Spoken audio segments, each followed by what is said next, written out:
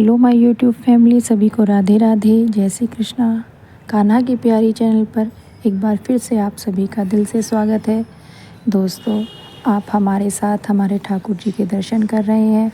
अब हमारे ठाकुर जी स्नान करके पूजा के लिए तैयार होने वाले हैं। यहाँ पर हमने ठाकुर जी को जल से स्नान कराया है।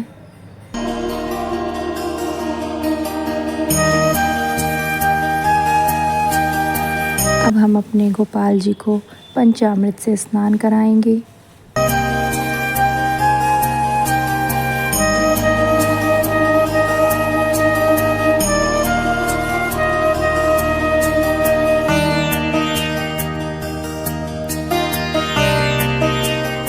यहाँ हल्के हल्के हाथों से हमने अपने गोपाल जी की मालिश की।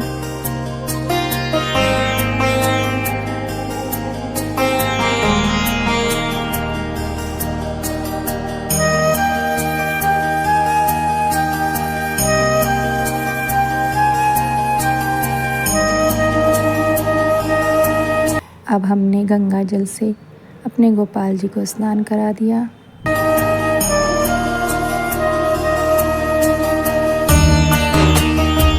आज एकादशी तिथि है। यहाँ हमने अपनी पूजा के लिए तैयारी शुरू कर दी है। हमने प्लेट में कुछ फूल रख लिए हैं। यहाँ पर जोत रख ली है और ये हमारे ठाकुर जी पूजा के लिए तैयार हो गए हैं। आप हमारी किशोरी के साथ ठाकुर जी के दर्शन कीजिए।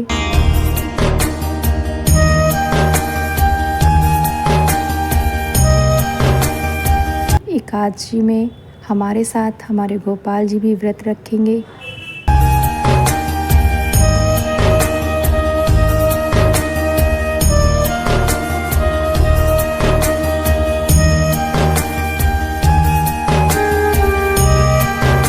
दोस्तों, यहाँ पर हमने आरती कर ली। उसके बाद अब हम अपने गोपाल जी को फलों का भोग लगा रहे हैं।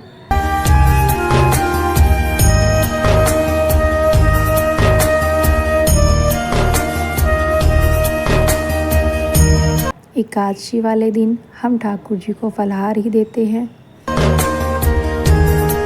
यहाँ पर आप हमारे साथ एकादशी का महात्म सुनिए। बाके बिहारी लाल की जय, एकादशी मैया की जय। आज परिवर्ती एकादशी है और हम इसका महात्म पढ़ रहे हैं।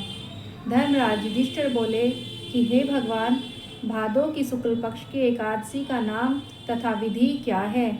उस एकादशी के व्रत को करने से कौन सा फल मिलता है तथा उसका उपदेश कौन सा है, सो सब कहिए। श्री कृष्ण भगवान बोले कि हे राजश्रेष्ठ, अब मैं अनेक पाप नष्ट करने वाली तथा अंत में स्वर्ग देने वाली भादों की शुक्ल पक्ष की वामन नाम की एकादशी की कथा कहता हूँ। इस एकादशी को जयंती एकादशी भी कहते हैं। इस एकादशी की कथा के सुनने मात्र से ही समस्त पापों का नाश हो जाता है। इस एकादशी के व्रत का फल वाजपेय यज्ञ के फल से भी अधिक है। इस जयंती एकादशी की कथा से नीच पापियों का उद्धार हो जाता है। यदि कोई धर्मपरायण मनुष्य एकादशी के दिन मेरी पूजा करता है तो मैं उसे संसार की पूजा का फल देता हूँ। जो मनुष्य मेरी पूजा करता है उसे मेरे लोक की प्राप्ति होती है, इसमें किंचित मात्र भी संदेह नहीं है। जो मनुष्य इस एकादशी के दिन श्री वामन भगवान की पूजा करता है वह तीनों देवता अर्थात ब्रह्मा, विष्णु, महेश की पूजा का फल कर पाता है। जो मनुष्य इस एकादशी का व्रत करते हैं उन्हें इस संसार में कुछ भी करना शेष नहीं रहता। एकादशी के दिन श्री विष्णु भगवान करवट बदलते हैं, इसीलिए इसे परिवर्तनीय एकादशी भी कहते हैं। इस पर श्री युधिष्ठिर बोले कि हे भगवान, आपके वचनों को सुनकर मुझे महान संदेह हो रहा है कि आप किस प्रकार सोते तथा करवट बदलते हैं। आपने बलि को क्यों बांधा और वामन रूप धारण करके क्या लीलाएं की? चातुर्मास्य व्रत की विधि क्या है तथा आपके शयन करने पर मनुष्य का क्या कर्तव्य है, सो सब विस्तार पूर्वक कहिए। श्री कृष्ण भगवान बोले कि हे राजन, अब आप पापों को नष्ट करने वाली कथा का श्रवण करो। त्रेता युग में एक बलि नाम का दानव था। वह अत्यंत भक्त, दानी, सत्यवादी तथा ब्राह्मणों की सेवा करता था। वह अपनी भक्ति के प्रभाव से स्वर्ग में इंद्र के स्थान पर राज्य करने लगा। इंद्र तथा अन्य देवता इस बात को सहन न कर सके और भगवान के पास प्रार्थना करने लगे। अंत में भगवान ने वामन रूप धारण किया। मैंने अत्यंत तेजस्वी ब्राह्मण बालक के रूप में राजा बलि को जीता। इस पर युधिष्ठिर बोले कि हे जनार्दन, आपने वामन रूप धारण करके बलि को किस प्रकार जीता, सो सब सविस्तार समझाइए। श्री कृष्ण भगवान बोले कि हे राजन, मैंने वामन का रूप धारण करके राजा बलि से याचना की कि हे राजन, तुम 3 पैर भूमि दे दो, इससे तुम्हारे लिए 3 लोक दान का फल प्राप्त होगा। राजा बलि ने इस छोटी सी याचना को स्वीकार कर लिया और भूमि देने को तैयार हो गया।